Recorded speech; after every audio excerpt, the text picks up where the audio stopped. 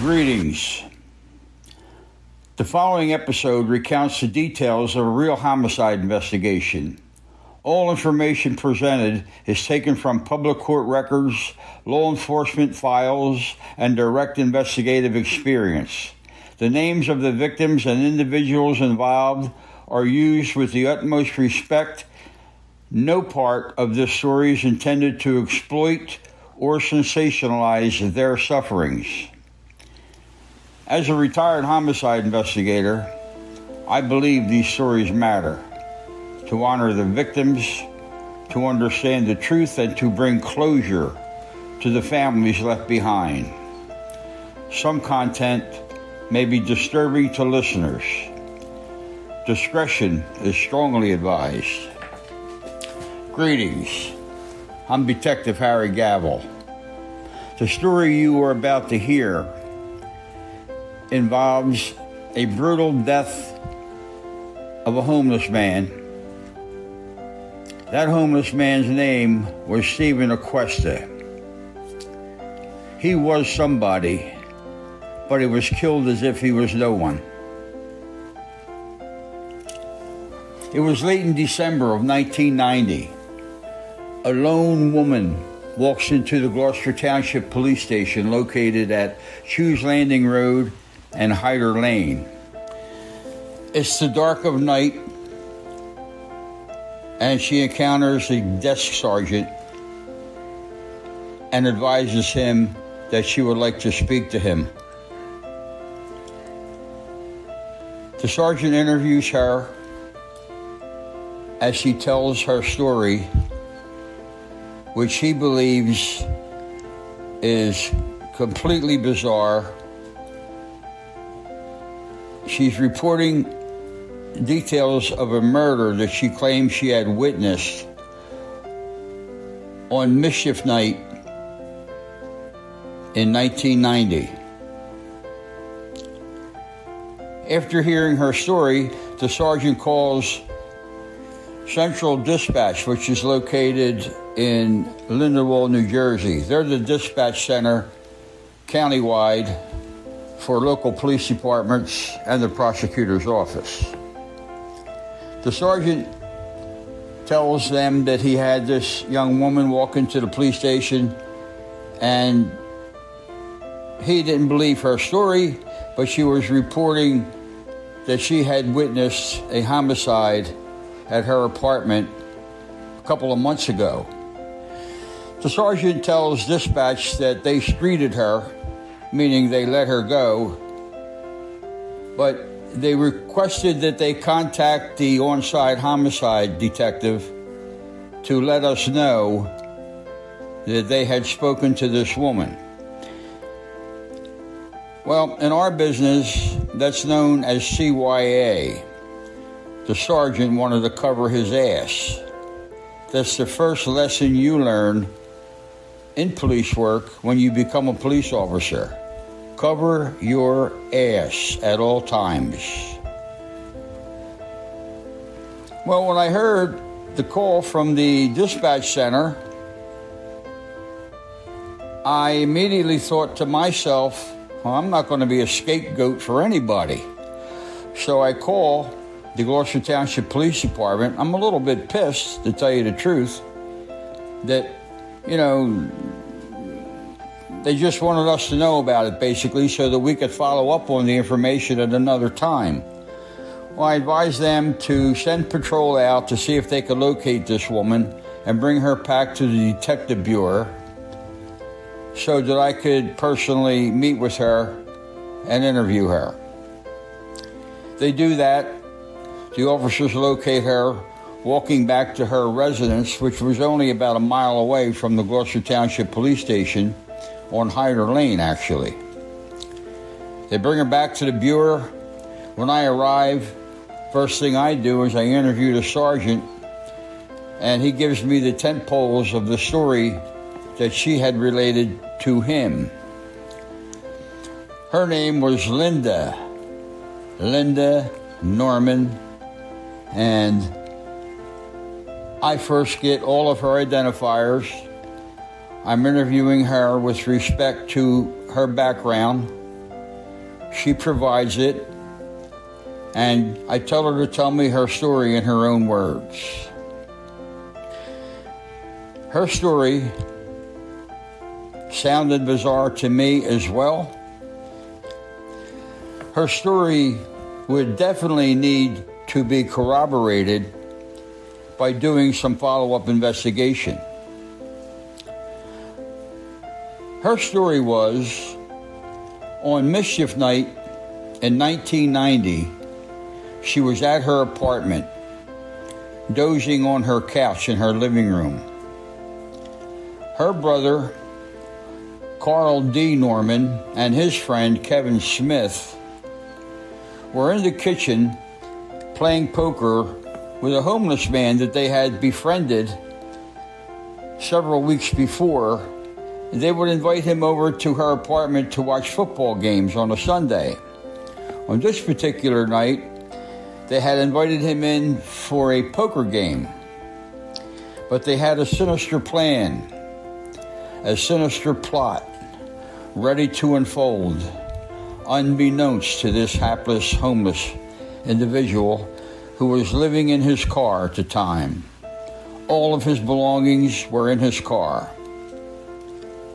He had recently struck it rich in his world. He had been bragging to these two, who are now going to be criminals, that he had inherited $50,000 in an estate settlement. Since he lived in his car, they believed that all of his belongings, including the cash, would be found in this man's vehicle. So, on this night, he was going to die. Her brother Norman, age 26, had instructed the younger friend of his, age 21, Kevin Smith, to keep the man busy at the card table while he walked around behind him and removed a large wooden figurine that he had placed there earlier.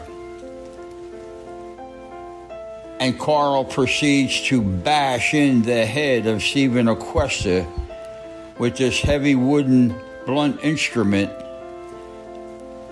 At the stroke of midnight, no less than 13 times. Steven doesn't die. His face drops onto the table, which is actually a wooden spool, doubling as a kitchen table. It's the type of thing that the cable companies would wrap cable on, and sometimes they discard them. While Steven is gasping for breath and snoring, not dead yet, Carl rips off the electric cord of a nearby vacuum cleaner. Together, they wrap it around his neck, dragging him to the floor as they're strangling him. They strangle the life out of him. He dies right there on the kitchen floor. The table is covered with blood. The floor is covered with his blood and still pooling from his now very dead body. They got to do something. They grab some black trash bags, hefty to be exact.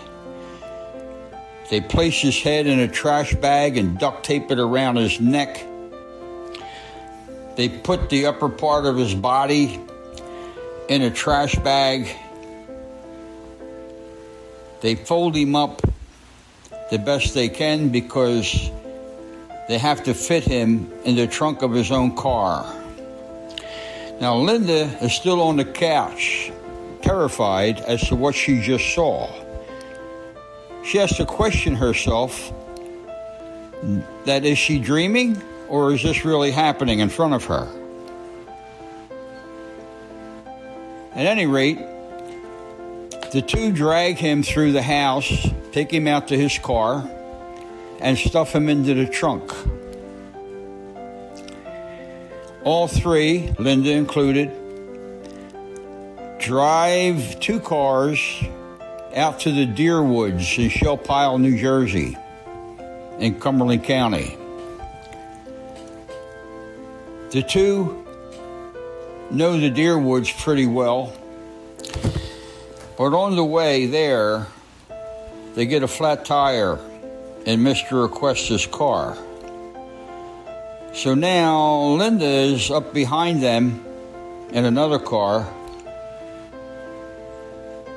terrified, nervous as a cat on a hot tin roof, because her brother and his friend have a dead body in the trunk of their car. Now they're on the side of the road. Cars are passing by as they replace the spare tire onto the vehicle.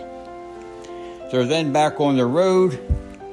They're driving through these deer woods by way of an old fire trail. And they drive pretty deep into the woods. Well, they get to an area where they can't really go any further. They unload the body out of the car and they begin to dig a grave. Well, the ground is hard and frozen. So they give up by leaving him there with his car, and they return back to the apartment. On the next night, at the stroke of midnight, Halloween, they return to where the body is. They now labor to dig a grave, but they can only get a hole dug that's like 13 inches deep. They stuff him into the hole. They get back in his car and the other car. They drive to a Cumberland Farms dairy store in Cumberland County where they leave the victim's car in the parking lot there. Their plan is to call a local tow company, tell them to come and get a car that they no longer want, and the registration, and I think the title, would be found in the glove compartment. They can just have the car. Of course, this was an anonymous call, or if they left a name, they left a bogus name for sure. Tow company arrives, tows the car to a local junkyard. They're happy. They all return back to the apartment. Linda's brother, Carl, takes her into a bathroom and tells her, look, you can't say anything about this. He knows that she's very upset. He tells her, you know, you're just in as much trouble as we are. If you say anything, we're all going to go to jail for a very long time. Well, Linda is terrified, to say the least. They had loaded all of the victim's personal belongings that they found in his car into a hefty black trash bag, which was now on the living room floor, where they sorted through his papers. When they searched the car, they found no $50,000, which they thought that Mr. Aquesta had stashed in his vehicle. They had come to believe over their several conversations with him that no one would miss him. He was a homeless man. He had no family, but he did have $50,000 that he kept in his car. Their intentions were to steal that money and live happily ever after. But it didn't work out that way. Now they were hatching a second plan, and that plan was to try to impersonate Mr. Aquesta because they found bank records in his vehicle, which led them to believe that the $50,000 was in an account that he had opened at a local bank. During the course of this crime, they had found $200 in the pockets of Steven before they moved him out to his vehicle. They split that. took 100 each. Now this makes it a felony murder. I took a tape recorder statement from Linda, and I advised the desk sergeant to contact their on-call detective, Lou Hogue. Lou joined me at the Detective Bureau. We discussed the parameters of the case, and we had worked out a strategy of how we were going to go about investigating this. First thing we had to do was check for any criminal records of the two alleged killers. So we ran Carl D. Norman and Kevin Smith through the system. We came back with a record for Carl Norman, the oldest of the two, but no record for Kevin. We decided to go after the weakest link first, which would be Kevin Smith. We do that. We have an address for him. The next day we go to his residence where his mother opens the door. We tell her we want to speak to her son. She tells us he's not in, and she wants to know why two detectives are there. We advise her that he's an adult, and we don't discuss with her what we want to speak to him about, but he would be free to talk to her about it after we speak with him. Well, she then reiterates that he's not home. We leave, but we both have a gut feeling that he's in there. So we park our car up the street, conceal ourselves, and place the house under surveillance. Sure enough, about 5 minutes goes by. The door opens up. We see a woman's head come out, look both ways up and down the street, nods to the inside of the house as if she's nodding for someone to say, "Come on." Well, out he comes right behind her. They both get into her car. She drives to a local suburban police department where we find out later she is a dispatcher there. We park our car, we go into the police station. We're met with a uniformed officer there. We tell them we're county, we show them our ID, and we want to speak to the chief. Well, the chief happens to be in. We go in his office, he closes the door. We explain the situation to him. He comes out with us and asks his dispatcher to cooperate with us. He advises her that we're there to speak with her son. Her son was there at this time at the police station. We meet him. We take him out to the parking lot to my county car where he's seated in the back seat. I immediately advise him of his Miranda warnings under the Constitution. He waives them verbally, and I begin to tell him in no uncertain terms that we have information from Linda, Carl Norman's sister, that she observed Carl and him kill a man at the apartment a couple of months ago on mischief night and dispose of his body in the Deer Woods in Shell Pile, New Jersey. We tell him that he has a right to remain silent, but he could also speak to us, and if he did, we needed him to tell the truth, because if he told us lies and we found out later that he was lying, there would be no mercy for him. But we were seeking his help in this investigation.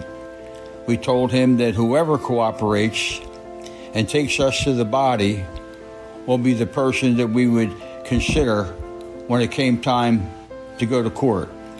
We told him that we couldn't promise him anything, that we were not in the business of making promises, but we certainly assured him that things would go better for him since he didn't have any police record at this time, and that we didn't believe that he was the one that actually killed the man.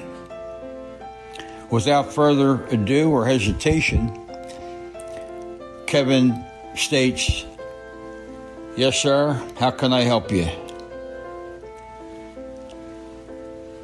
He agrees to take us to the body, but that's going to take a couple of days. The reason being, the body happens to be in an area of a large wooded section of Cumberland County that is owned by 3 different individuals. We contact the state police, who are in the process of getting search warrants to go into that area and search for a dead body. We next locate the owner of the apartment on Hyder Lane, and he agrees to meet us there the next day. We go there, we meet him. He gives us consent to search in writing. We enter the apartment, and Lou and I start searching. We first go to the kitchen, and we notice that there is no table. We look at each other like, oh man. Luckily, the apartment had not been re-rented since it was vacated by Linda.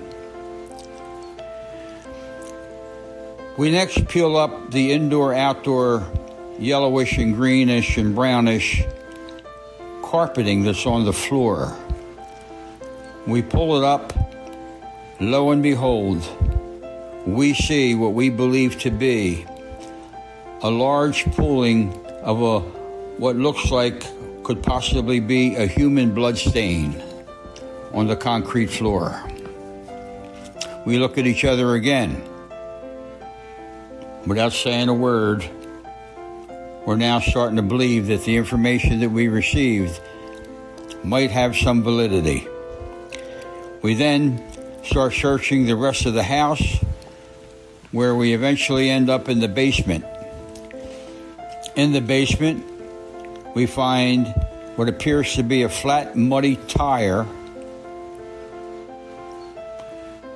a vacuum cleaner, and we notice on the vacuum cleaner that the electric cord for the vacuum cleaner appeared to have been missing. We look around the basement, we can't find it. When we're searching the rest of the house, we're being mindful that keep your eyes open for a electrical cord. We don't find one. We inspect the table that is found in the basement a little closer now with our flashlights. We see that there looks to be human blood stains that had been dripped on the side of the stem of the table and some on the base. It appears to us to be human blood. We're in business. I immediately call the Camden County Prosecutor's Office and get the crime lab to respond to the scene.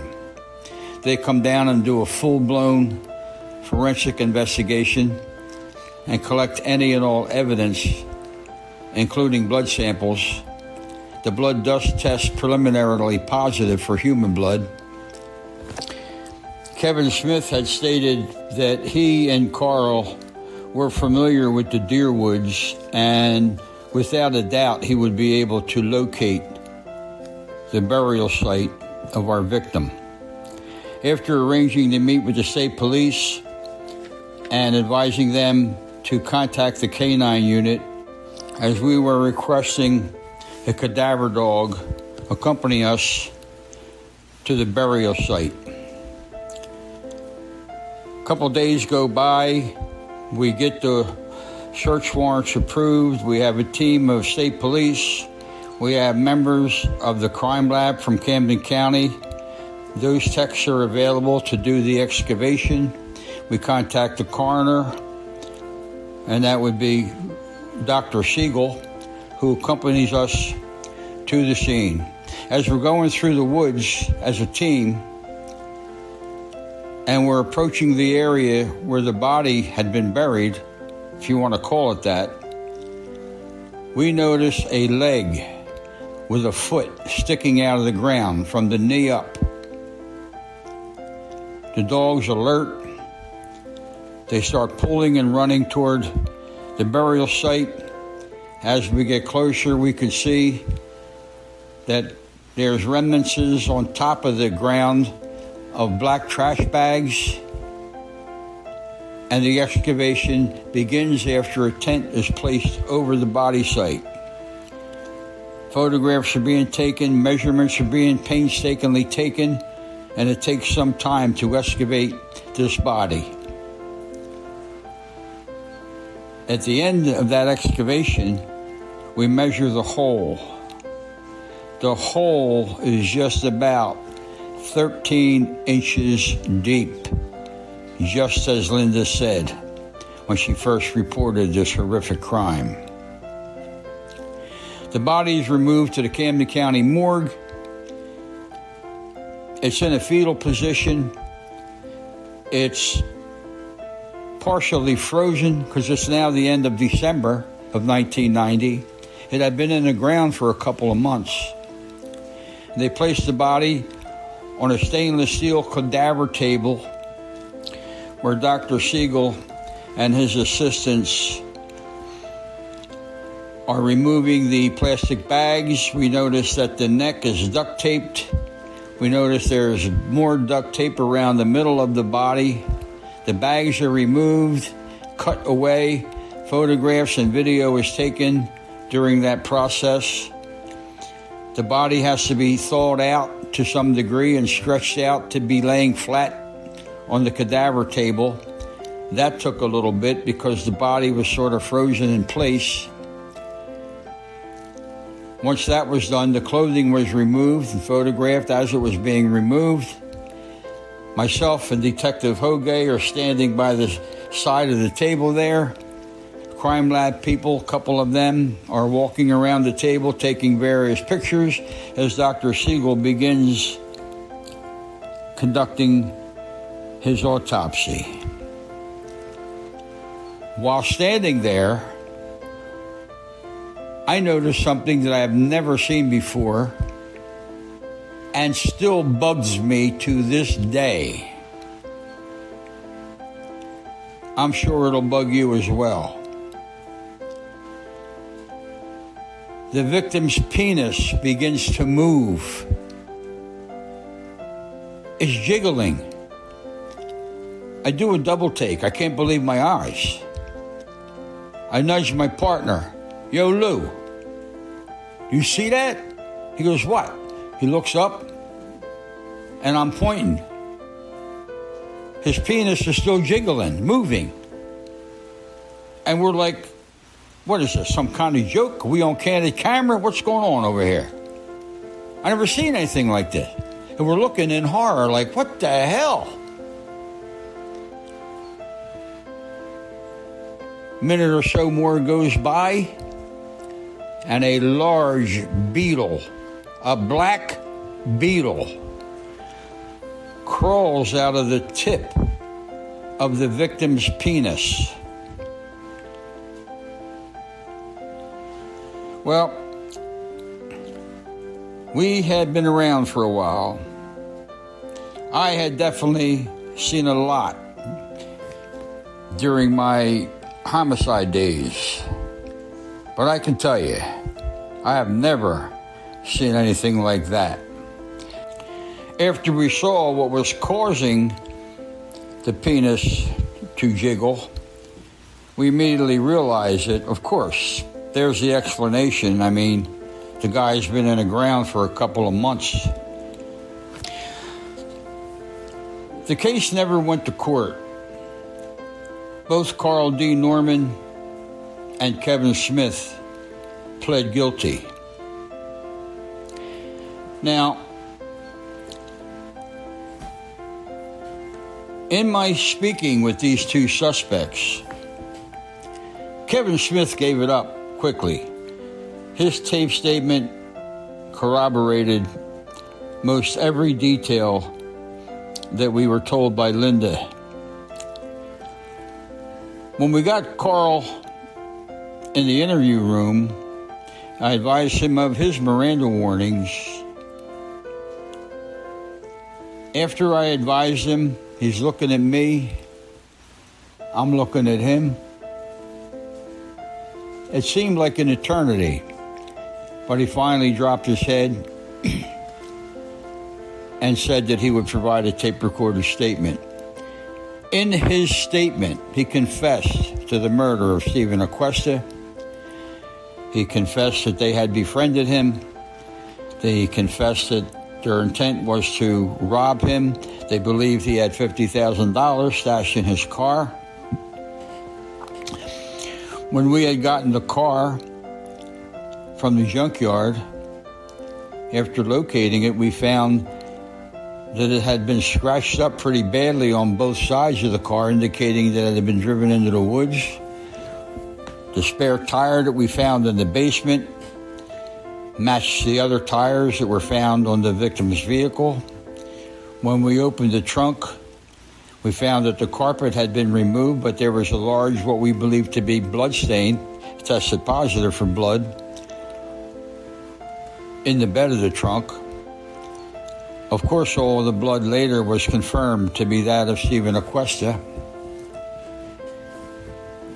But there was something very curious about the statement that Carl D. Norman provided. And it's memorialized, of course, in my tape recorder statement of him.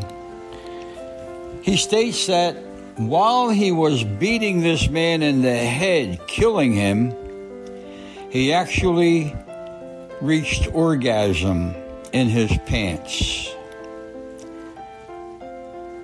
Now, he got 31 years in prison. No parole. Kevin Smith, the younger, with no record, received 40 years. Must do 20 of those years before he was eligible for parole. After I heard that Carl D. Norman had stated that he had an orgasm while he was killing this man, there was no pity from us that he was now caught and going to prison for a very long time. He obviously needed help, and he certainly deserved to spend the rest of his life behind bars. When I asked Linda why she waited so long to report this to the police, she very candidly stated, well, that was my only brother. It's my baby brother. And I knew once I reported this that he'd be sent to prison and I'd lose him for probably a very long time. And I don't want to see that happen to him. I felt very bad for the victim, what happened to Mr. Aquesta. And this stuff haunted me like every day. She thought about it every night, every day, to the point where she convinced herself that she had to do the right thing. So that drove her into the police department. The end. Stay tuned for the next episode out of the murder capital of the nation. Detective Harry Gavel signing off. The missing vacuum cleaner cord that had been ripped off the vacuum and used to strangle Mr. Aquesta was exactly where Linda said it was, tied tightly around this man's neck.